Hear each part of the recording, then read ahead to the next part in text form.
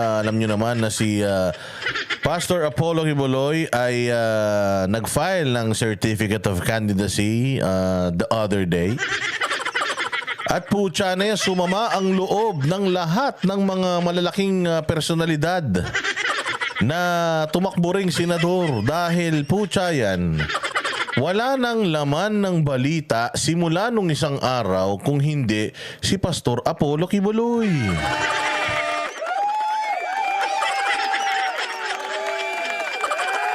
Sabi ko nga sa inyo si Pastor Apollo Kibuloy lang ba ang tumatakbo bilang senador sa Pilipinas?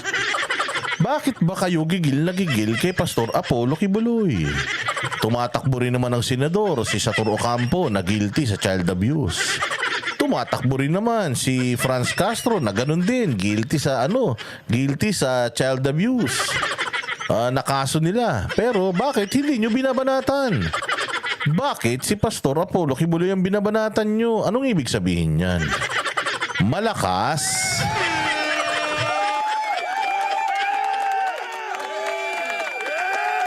Oy, nako, takot na talaga sila mga bossing dito kay Pastor Apollo Kibuloy kasi pagkatapos ng kanyang pagfa-file ng COC, tinry nila na subukan na mapawalang bisa yung COC. Yung COC ni Pastor Apollo Kibuloy. Gusto nila kagad na mapawalang bisa.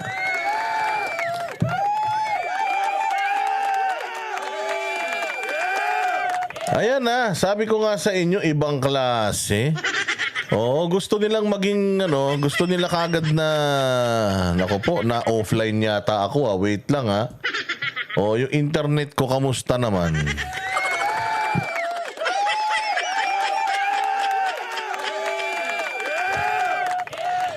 Hindi ba? Yung Certificate of Candidacy ni Pastor Apollo Kibuloy. Gusto na nila kagad ipawalang bisa kesyo yun daw kanyang COC, hindi daw siya ini-endorse eklat-eklat noong mga hindi daw siya in-endorse nung partido na yon, yung partido ng mga manggagawa na yon. Ito ang problema mga bossing. Pirmado po iyon ni Congressman tuloy, ni Attorney Mark Tolentino na di umano ay isa pong presidente noong partido na yan. Yung WPP, di ba? Ngayon, paano mo nalaman, Boss Dada, ikaw talaga Paano mo nalaman? Kasi sila din na nag-endorso kay Bongbong Marcos noong 2022. Ayan po yung mga kona na ipinasa nila. Ipakikita ko pa sa inyo yung iba. Ito pa yung ibang mga kona niya. Sige. Ayan nag-file sila ng COC. Pakikita ko sa inyo. Ayan. Ito. Tingnan nyo maigi. Ayan.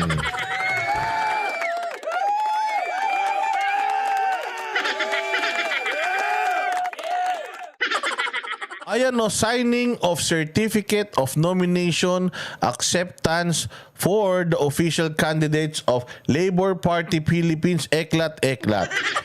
Ayan napakaraming mga kona. Certificate of Nomination and Acceptance. Napakaraming kona niyan na pinirmahan nila. Pinirmahan niya noong 2022. Ibig sabihin siya ang presidente nito.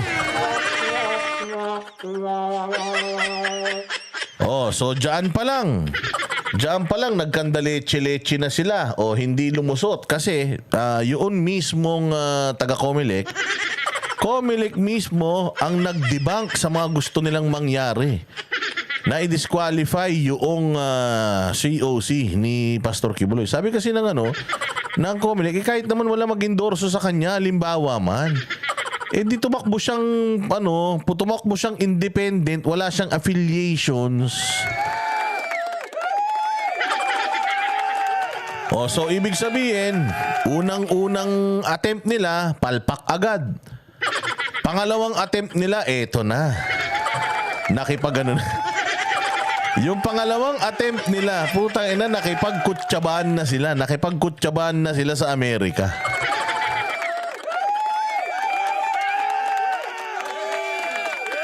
Again si Pastor Apollo Kibuloy ay merong kaso sa Amerika. 10 ng iba pang mga akusado, co-accused niya or mga kasamahan niya doon na may mga kaso ding mga sari-sarili. Okay, so may kaso sa Amerika na ang pinapalabas po ng mainstream media, mga bossing, itong kaso daw ni Pastor Apollo Kibuloy. Na siya daw ay kumbaga inilaglag, putang inang galing. Inilaglag si Pastor Kibuloy ng kanyang tao at ibinisto ang kanyang scam.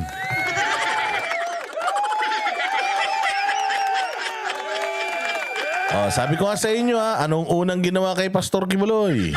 Unang ginawa kay Pastor Kibuloy, yung kanyang COC gusto kaagad baguhin. Sa Risa Ontiveros, nananawagan ka agad sa taong bayan na wag iboto. Do not vote for law breakers as lawmakers. Mga ganyan-ganyan pa sila. Hindi ba? So kaliwat kanan, mga bossing, yung mga pinaggagawa nilang mga propaganda, eto na naman. Putang ina, ang mga media, ibang klase talaga. Sabi ko nga sa inyo ang mga media natin talaga sa ngayon, wala nang sense of fairness. Kasi sabi ko nga sa inyo, pwede ka naman magbalita Pag nagbalita ka, buuin mo. Hindi pwedeng buod lang o kaya yung gusto mo lang na posisyon. Di ba? So ngayon, pinalalabas nila na nilaglag na daw si Pastor Apollo Kibuloy ng isa sa mga pinagkakatiwalaan niya sa Amerika na may kaso din dahil inamin daw na sila daw ay namimeke ng kasal para maging US citizen. Wow.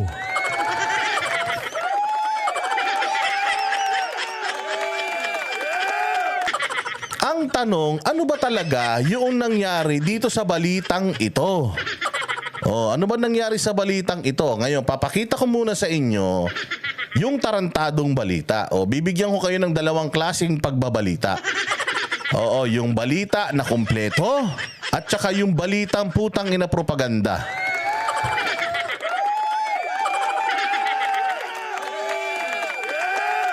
Marami dito sa atin na kumakapit sa patalim, nahuli, nag-shoplift, tapos pak. Ba't ka nag-shoplift? Anong sinaplip mo? Gatas. Bakit? Kasi wala na pong gatas yung anak ko. Wala po kasi ang trabaho sa hirap ng buhay. Di ba awang-awa tayo? Tama ba yung ginawa niya na nagnakaw siya? Mali. Against yun sa batas. Pero bakit niya ginawa? Kasi nga, kailangan niyang gawin para merong panggatas yung anak niya. So, kanya-kanya tayo ng dahilan kaya natin ginagawa yan. Dito naman sa abroad, ganun ang ginagawa natin. Karamihan sa mga kakilala natin, kahit may asawa na sa Pilipinas, nag-aasawa pa sila dun. Para maging citizen sila, tapos makuha niya yung pamilya niya dun.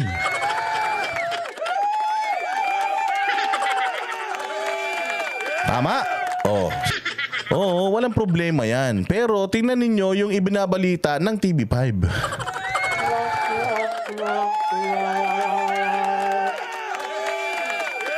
Tingnan ninyo kung papaano ipinosisyon ng TV5 yung balita. Dahil syempre, putay na, delikado yan. Pastor Apollo Kibuloy yan, putay na si Julius Babaw, kailangan mang-fake news yan. Kailangan talaga si Julius Babaw, syempre makapanira yung hayop na yan. Kaya sabi ko nga sa inyo, etong mga mainstream media na to, putay na, wala na tong mga kredibilidad. Pakikita ko sa inyo kung gaano sila katarantado sa pagbabalita. Ito i-play natin. Inilaglag si Pastor Apollo Kibuloy na opisyal ng Kingdom of Jesus Christ. Umpisa pa lang. Pagbuka pa lang ng bibig ng kupal na to. Ang sabi, inilaglag si Pastor Kibuloy ng isa sa kanyang mga administrador. Ang ina, ang galing, no? Inilaglag, puta ragis yan. Inilaglag daw si Pastor. Ang ina niyan. Sabi ko nga gago So yun yung una, inilaglag. Ano pa yung sumunod? Sa Amerika, inamin niyang namemeke raw sila ng kasal at divorce para maging permanent resident ng Amerika. Inamin niyang namemeke sila ng kasal at divorce para maging permanent resident sa Amerika. Again, ang tanong ko, si Pastor Kibuloy or yung sino ba pangalan nito? Yung administrator ba ni Pastor Kibuloy sa Amerika lang ang gumagawa niyan? Sa history ng Amerika, sa history ng Pilipinas, si ano lang? Yung administrator lang ni Pastor Apollo Kibuloy yung gumagawa niyan? Si Ma'am Marisa? I'm sure. Hindi, di ba? But anyways, ang mali ay mali. Ang labag sa batas ay labag sa batas. Oh, bakit? Tinakbuhan ba? Tinakbuhan ba ni Marisa yung responsibilidad? Hindi ba umamin nga siya na ginagawa niya yan para maging permanent resident sila? O ang tanong nga, si Marisa lang ba gumawa niyan? At yung mangilan-ngilang mga miyembro ng KOJC lang ba gumawa niyan? Madami pa.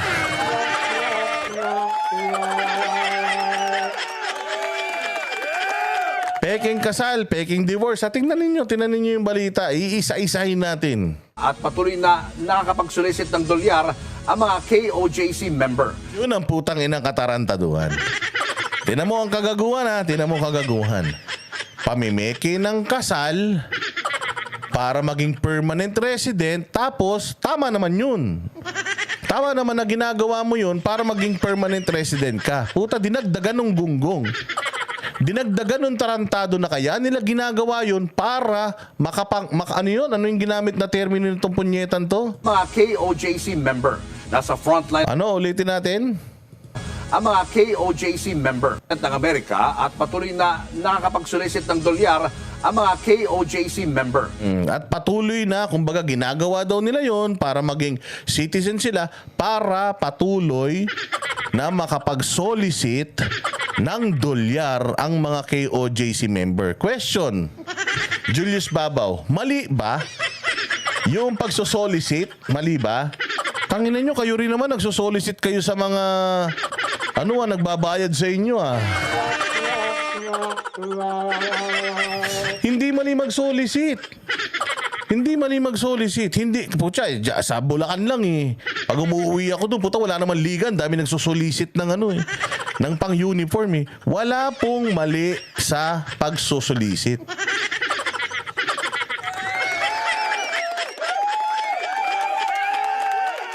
Ngayon, kung yung kanilang pagsosolicit ay gawaing simbahan, walang problema dun. Karapatan nila yun. Simbahan mo rin.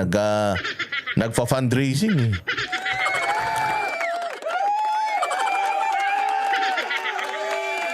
Pero ang mali dyan, Julius Babaw, yung idikit mo, yung pagsosolicit nila dito sa sa illegal na gawain na to. Yun yung mali.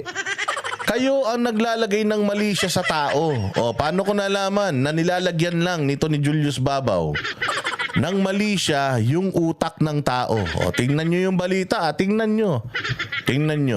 Nasa frontline ng balitang yan, si Camille. Again ang sinabi niya, namimeki sila para maging citizen. Tapos, pagka naging citizen na, para daw dire-diretso. Continue silang makapag-solicit. O, tingnan nyo Sa Monte. Nadidiin lalo ang umano'y appointed son of God na nadidiin daw yung appointment, yung appointed son of God. Siyempre, madidiin talaga, lalo na kung kayo yung magdidiin. Oo, madidiin sila. Kasi nga, kayo yung mga kupal na mga propagandista nang hindi natin alam kung sino. Sabi ko sa inyo, sino ba ang galit kay Pastor Apollo Kibuloy? Ang numero unong galit kay Pastor Apollo Kibuloy, mga rebelde. Yung mga sympathizer ng mga NPA. Oh, tingnan mo si Ontiveros, gigil na gigil. Tingnan mo sila Franz Castro, gigil na gigil. Ngayon, ikaw bilang isang media outlet, ba't sinisiraan mo si Pastor? Ibig sabihin, kalaban ka ni Pastor? Ano kayo, mga terorista na rin kayo?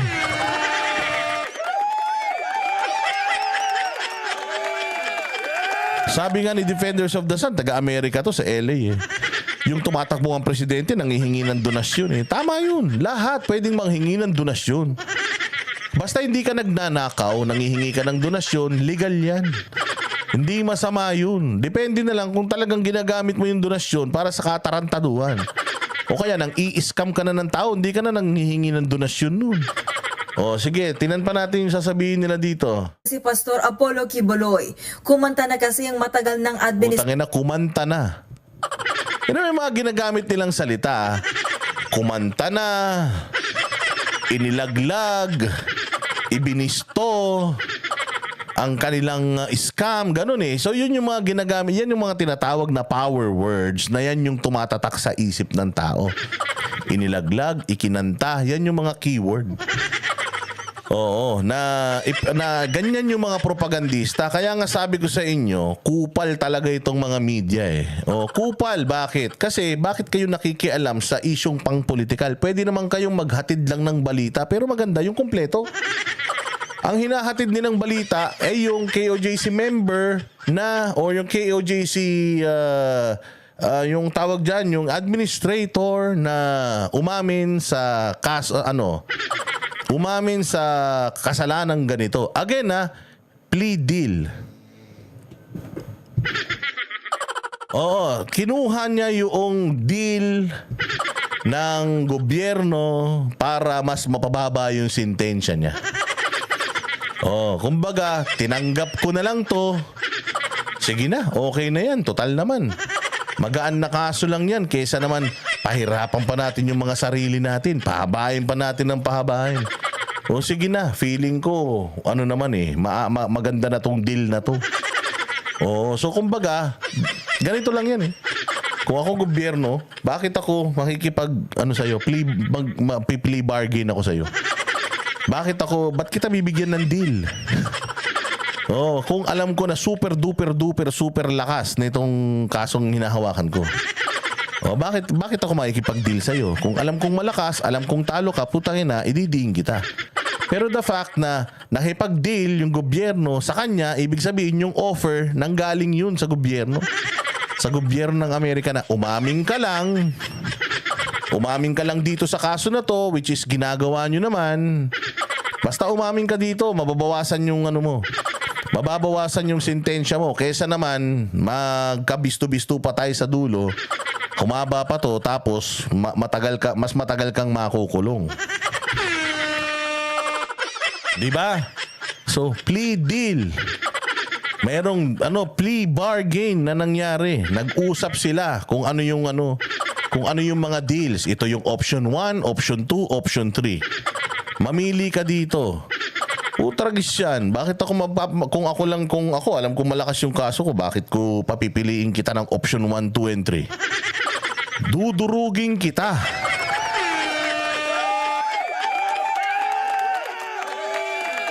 Yun yung hindi nila ipinapaliwanag. At meron pa silang hindi pinapaliwanag dito. Sige, diretso pa muna natin to. Administrator ng Kingdom of Jesus Christ o KOJC sa California sa Amerika na si Marisa Duenas. Naghain siya ng guilty plea at pumirma ng kasunduan sa United States Attorney's Office para mapagaan ang kanyang parusa sa kasong conspiracy to commit immigration fraud. Conspiracy to commit immigration fraud. Ilang Pilipino ang gumawa niyan? Some of them na-deport, some of them successful, some of them ganito. Nakasuhan, hindi lang po ito, probably hindi lang sila, baka yung iba pa ding mga simbahan, iba pang mga organizations, kumpanya, at kung ano-ano pa. Gawain ng mga kamag-anak natin yan, remember? Kukunin ko kayo. Pagdating ko doon, huwag kayong mag-alala. Kukunin ko kayo.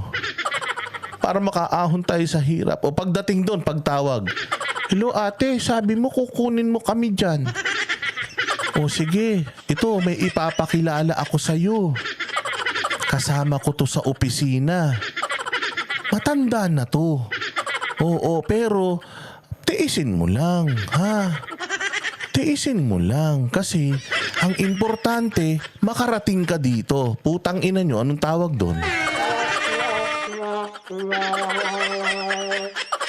Huwag kayong ipokrito. Kaya na wag kayong magmamalinis na wala kayong alam na ganun. Huwag kayong magmamalinis na wala kayong kilala na ganun. Ulul. Lahat tayo may kilalang ganyan. Ang dami ko pang kakilala mga Japayuki. Ang dami kong kilala mga tiga Japan, uuwi rito kasama yung asawa nilang Hapon. Tapos papakilala yung asawa nila sa Pilipinas na kapatid. Tayo na taga-drive pa nila ng sasakyan. Pero puta, asawa niya parehas yun. Huwag kayong magmalinis. Putang ina ninyo. Lahat tayo guilty tayo dyan. Puta, hindi tayo first world country. Oh, alam nyo yan.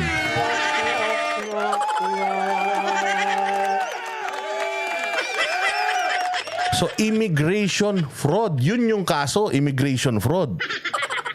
Yun yung kaso, immigration fraud. O, malinaw ha. Sila na nagsabi, immigration fraud. O, sige, diretso.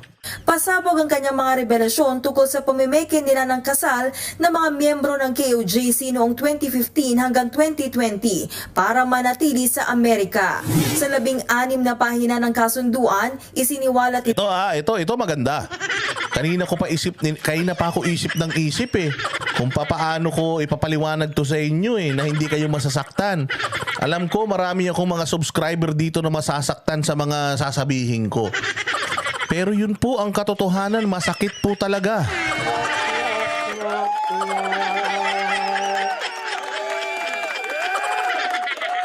Ay.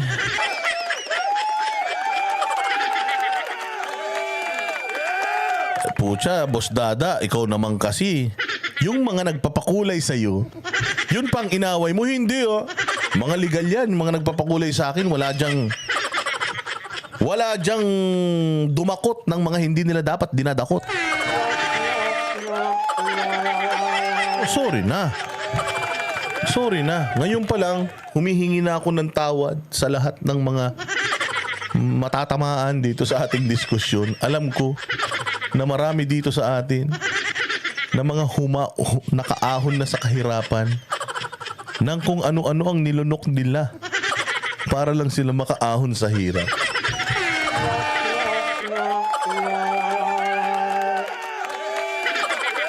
Sorry talaga. Kailangan ko lang talagang i-explain to para ma-justify natin na yung ginagawa nyo ay para sa ikauunlad ng buhay at Pilipinas.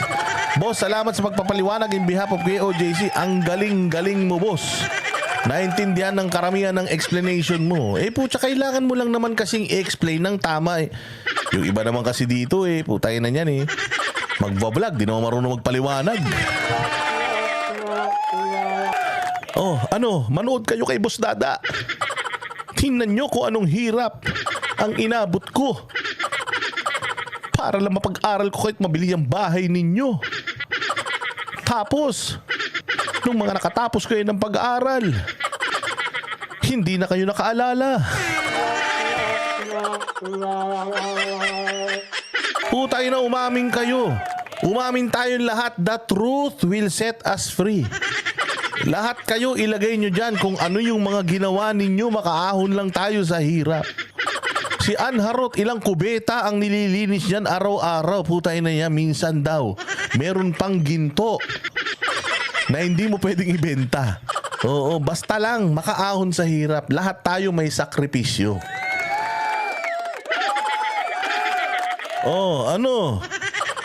Di ba lahat tayo? Ako, alam ko na magagalit kayo pero gusto ko lang ilabas ang katotohanan. Shit happens.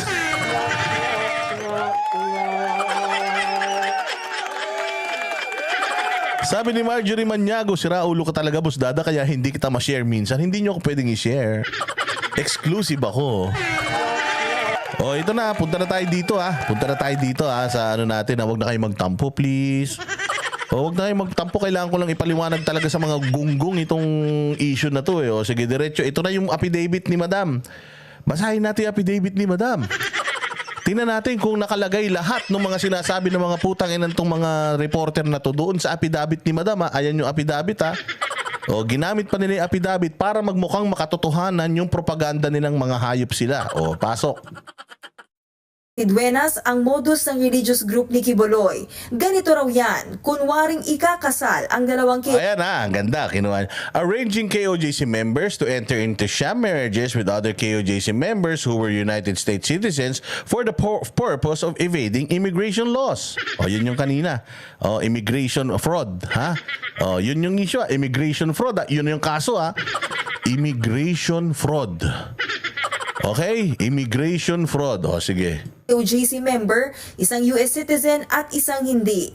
Ang goal ay maging permanent resident. Oh, so the goal, para maging permanent resident. Does it happen? Napaliwanag ba natin kanina pa? Nangyayari ba yan? O ngayon lang?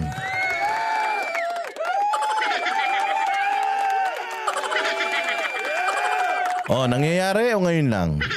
Nangyayari, di ba? Galing, no? Oh, so nangyayari. Okay, napatunayan na namin yan, TV5. Bago mo pa sabihin, napatunayan na ng mga tao rito na nangyayari yan. At may mga gumagawa niyan. O, sige, next. Yung hindi pa citizen ng Amerika, ang trabaho ni Duenas, palabasing totoo ang kasal. Ang trabaho ni Duenas, palabasing totoo yung kasal. Okay. Natural. Kasi kung hindi mo pa palabasing totoo yung kasal, hindi magkakaroon ng mga dokumento yung mga yan. Pinapractice niya ang dalawang kunwaring mag-asawa Aba, syempre, papraktisin mo kasi nga, pupunta doon yung immigration. para makalusot sa mga tanong ng immigration at makapasa sa citizenship. Kapag pareho Oy, Rich B. Ay, mali pala. Rock B. Rich B, lap trip, di ba? Lap trip. Tayo na itong mga media na to, lap trip talagang mga hayop na to eh. ng permanent resident ang peking mag-asawa. Sunod naman ay peke nilang divorce. Pagkatapos maghiwalay, Oh, Elizabeth Gash, thank you. So, syempre, peking mag-asawa, peking divorce. Meron ba dyan nakalagay na peking divorce? Defendant and her co-conspirators would arrange for the couple to divorce. Wala naman dito nakalagay na peking divorce ha. Putayin na tong TV5 na to, loko-loko eh. Wala din naman nakalagay dyan na peking kasal. Putangin na TV5, pag peki yung kasal, hindi mo pwedeng gawan ng papeles yun. Legit yung kasal. Lihiti mo yung kasal, kaya nga sila magkakadokumento eh. Ang hindi totoo is hindi sila natural na nag-asawa. Nag-asawa sila sa papel. Ang tawag dyan, loophole. Yan po yung mga loophole ng mga batas. Kaya nga nahahanapan ng butas eh. Parang sa Pilipinas lang yan. Yung mga congressman nakakahanap ng batas na butas para makapagnakaw sila. Ganon din dyan. Butas na batas yan. Walang nakalagay dyan na fake divorce, fake marriage. Walang nakalagay na ganyan. Walang nakalagay. Ang nakalagay dyan, divorce. Asan dyan, oh? The couple, would arrange for the couple to divorce. Asan dyan yung fake divorce? Mantakin mo ang balita ng TV5, fake marriage, fake divorce. Putang ina nyo, kung fake yung marriage, di sana, hindi na yan nagkaroon ng papeles. Legal, legit yung kasal. Kaya kailangan legit din yung pagdi-divorce. Kasi sabi nyo, ikakasal sila ulit sa ibang tao eh. Which also happens.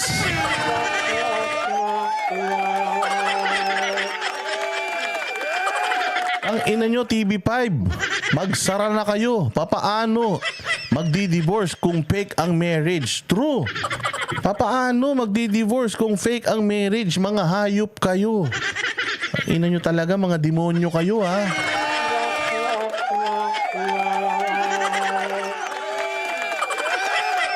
Oh, sige, diretso pa natin. So, sila naglalagay, walang fake divorce. Ha? Sabi nila, ang peking kasal ay pagkatapos ng peking kasal ay peking divorce.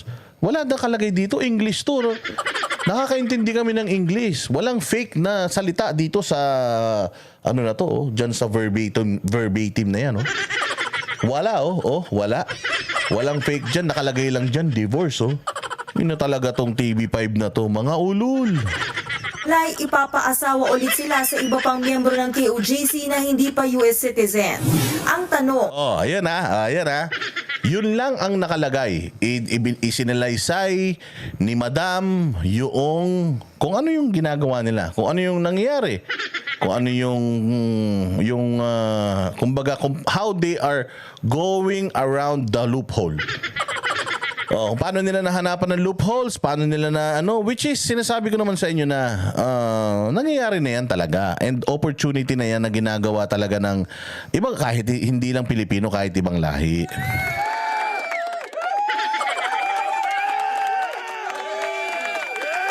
Okay, so yun lang uulitin natin wala nang iba. Yun lang ang nakasaad sa dami ng sulat ni ni Madam.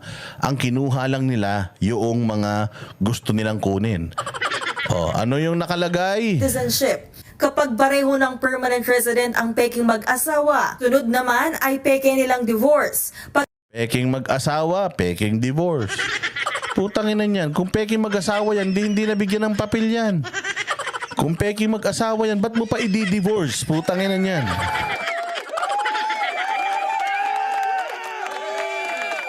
Pagkatapos maghiwalay, ipapaasawa ulit sila sa iba pang miyembro ng KOJC na hindi pa US citizen. Ayun hanggang dun lang yung kwento nila. Tingnan mo kung ano ang idadagdag nila. Tingnan mo kung ano yung idadagdag nila para itong simpleng kaso ng immigration fraud. So dito, yun lang kinuha nila yung statement ni Madam. Kinuha nila yung statement na ganun. Tingnan nyo yung kasunod na gagawin. Tingnan nyo, makinig kayo, wag maingay. Wag maingay, eto na.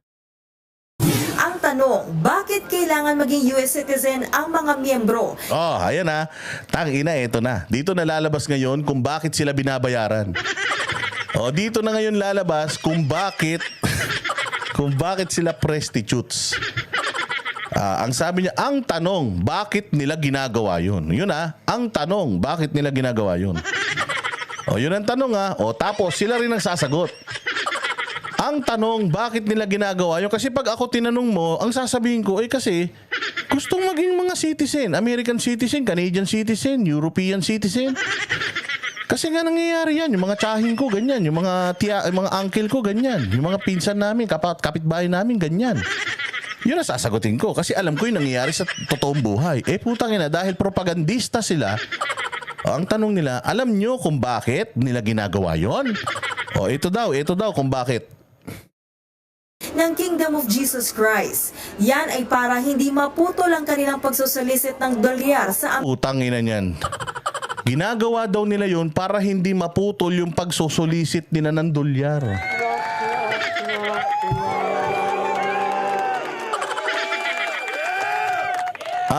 TV5, kanina kasi kinukuha nyo yung mga statement doon sa doon sa resolution affidavit o kung naman tawag nyo nun.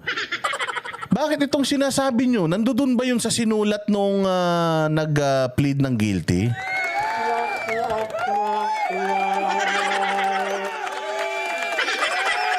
Sinabi nila, alam nyo ba ba't nila ginagawa yun? Kasi para hindi maputol yung panglilimos nila ng mga dolyar. Tangina, nakalagay ba yun sa affidavit niya? Kanina kinukot nyo yung affidavit niya, bilib na bilib kami. Pero yung puta, wala na sa affidavit niya, ilalabas nyo pa sa balita nyo. Pucha, opinion nyo na yan, istorya nyo na yan. Script nyo na yan, propaganda nyo na yan para mapasama si pastor.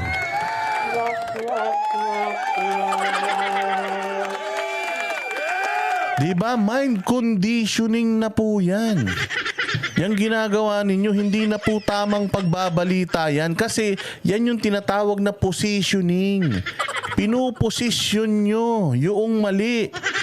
Yung propaganda, ipoposisyon nyo para puta yung mga tao magalit kay Pastor Apollo Kibuloy. Tanginan nyo. Bistado ko kayo. Bistado ko kayo, puta ina. Hindi nyo kami maloloko. Kung yung mga iba maloloko ninyo, puta hindi si Boss Dada. Takin mo, kinuha mo yung mga statement ni yung mga sworn, kumbaga paglalahad noong akusado. Tapos buta pinutol nyo, biglang gumawa kayo ng kwento na kayo-kayo lang ang nakakaalam.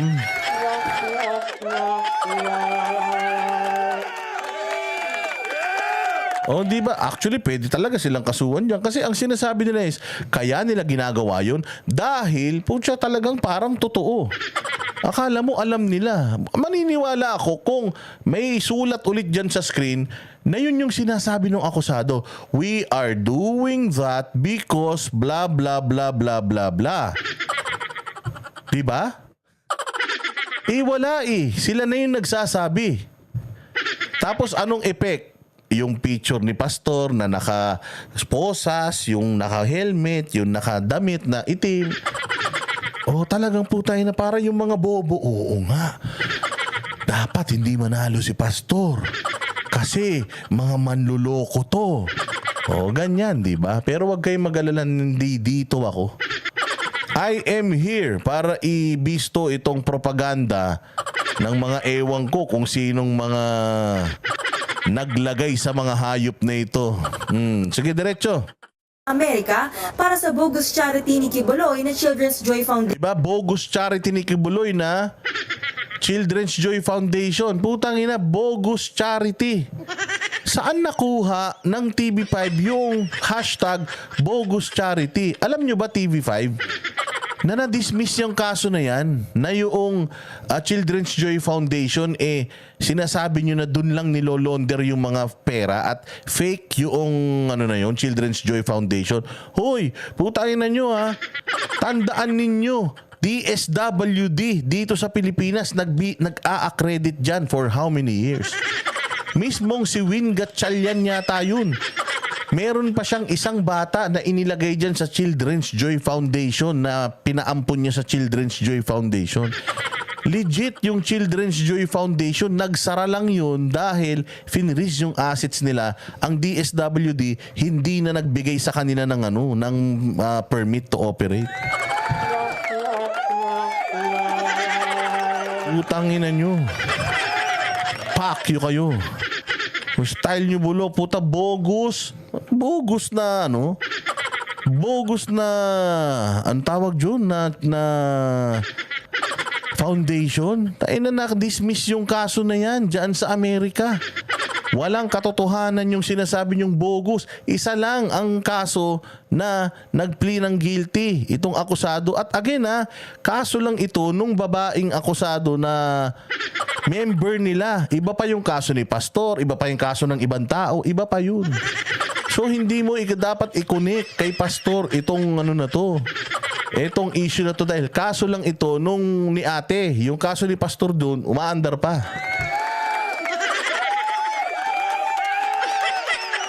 So dito pa lang, alam mo na kagad, bilis kilos, na talagang tinatrabaho ng mainstream media si Pastor Kibuloy, tama? Tinatrabaho talaga si Pastor. Vision. Nakakulong ngayon sa bansa si Kibuloy para sa kasong qualified human trafficking. Ayon kay Senator Risa Ito nakakatawa. Sabi ko nga sa inyo, pag bobo, syempre, magkakasama. Montiveros na chairperson ng komiteng nagsiwalat ng pang-aabuso umano ni Kibuloy. Hihilingin nilang mapaharap sa pagdinig ng Senado ang pastor sa October 23. Sa loob at labas ng bansa, palapit na ng palapit ang araw ng pagkamit ng hustisya para sa Gago, palapit na talaga ng palapit.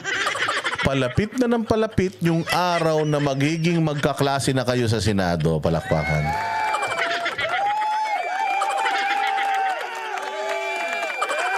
Sige, diretso. sa mga biktima ng krimen ni Apollo Kibuloy.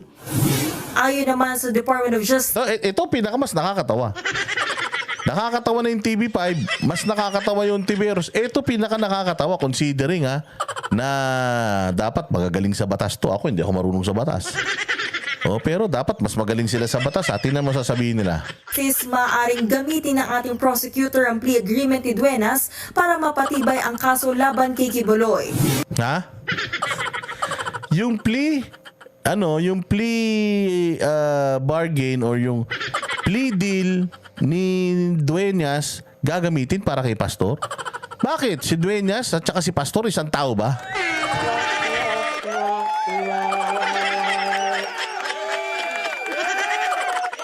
Pucha, sa batas walang gray area. Kailangan very specific yan. Kung ikaw yung kinakasuhan, kung ikaw yung nag-plea guilty, ikaw lang.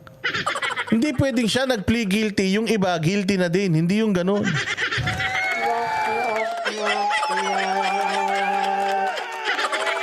pagkakaalam ko. Sa pagkakaalam ko, ha. Oh, pero sabi ko hindi ako marunong sa batas. Pero again, itong plea guilty ni Madam, ano bang kaso? Immigration fraud. Immigration fraud.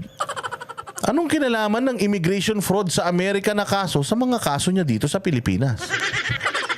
Anong connect ng immigration fraud ni Pastor nitong babae na to doon sa Amerika dito sa mga kaso niya sa Pilipinas? Ano ba kaso niya sa Pilipinas? Ang kaso niya sa Pilipinas, qualified human trafficking, sexual, rape yata. Ano pa? Kung ano-ano pa. Nawala naman mga kwenta na na-dismiss na yan 4 years ago. Lulu mama, mabuhay ka, ha? Oh, hindi ba? So anong connect nitong immigration offense dito sa Pilipinas sa mga kaso niya? Mga kasong conspiracy to engage in sex trafficking by Conspiracy to engage in sex trafficking. Anong connect nung kaso niyang conspiracy to engage in sex trafficking dito sa immigration fraud sa Amerika? Ang layo naman nun.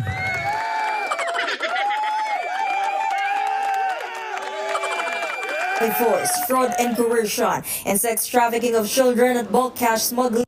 Sex trafficking of children, bulk cash smuggling, ayan mga kaso niya to sa Amerika. Oo, yung mga na yan. But again, yung mamaya papakita natin, ha.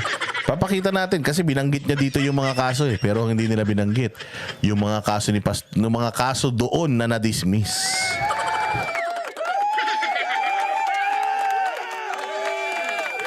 Ang hinaharap ni Quiboloy sa Amerika. Habang dito sa Pilipinas, naghain siya ng kandidatura sa pagkasenador. At itong pag-file ni Pastor Apollo Quiboloy bilang senador ay sa tingin ho ng DOJ ay isa yang parang challenge sa ating gobyerno at sa gobyerno ng USA. Oh, challenge talaga yan. Dami yung gobyerno ng USA, punyemas kayo. Hindi tayo Amerika, tumigil ka. Yung challenge talaga yan sa gobyerno natin. Kung talagang sinong pinaniniwalaan ng tao, kung kayo ba o siya. Challenge yan talaga sa gobyerno natin para malaman kung sino talaga ang pinakikinggan ng tao, kayo ba o si Pastor Quiboloy. Na mag-file na ng extradition. Nagbabalita Tanga talaga. Mag-file ng extradition. Hamon para mag-file ng extradition. Attorney, di ba? Dapat matapos muna yung kaso niya dito bago natin siya i-extradite. Tama ba? Di ba? Di ba ganun dapat yun? Talaga naman to si Clavano. Oo. O hindi ba? Tama? O sige. Ano pa yung mga dinismiss na kaso? Forced labor at money laundering. Forced labor at money laundering. O hindi ba sinasabi nyo na yung Children's Joy Foundation diyan pinapadaan yung money laundering? Di ba? Yung diyan daw nilolonder yung pera.